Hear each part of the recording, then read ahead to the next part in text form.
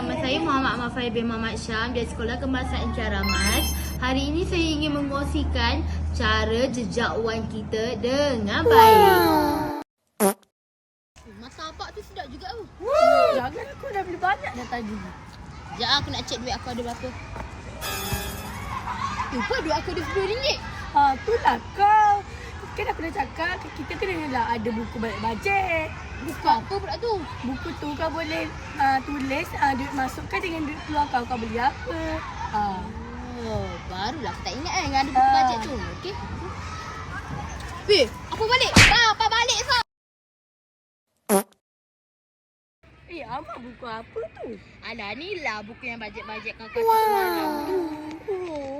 Berapa ringgit ni kau beli? Alah, buat sendiri pun boleh. Lepas tu kalau kau nak beli kat Shopee ke TikTok ke Lazada pun boleh je. Bawah RM5 je.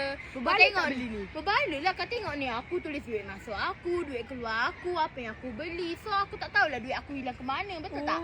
Betul Ya. ke? Abang beli apa balik? Abang beli murtabak, abang. Ya, saya beli.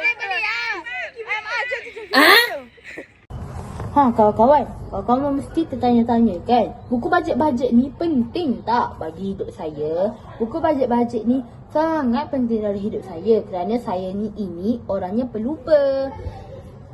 Contoh dalam buku bajet-bajet ialah, pertama, dia ada duit masuk dan duit keluar. So, duit masuk ni kita boleh tulis jumlah duit masuk kita berapa untuk hari ini. Duit masuk saya berjumlah hari ini RM25. Duit keluar saya berjumlah RM5. Membeli cappuccino berharga RM5. So, balance saya tinggal RM20.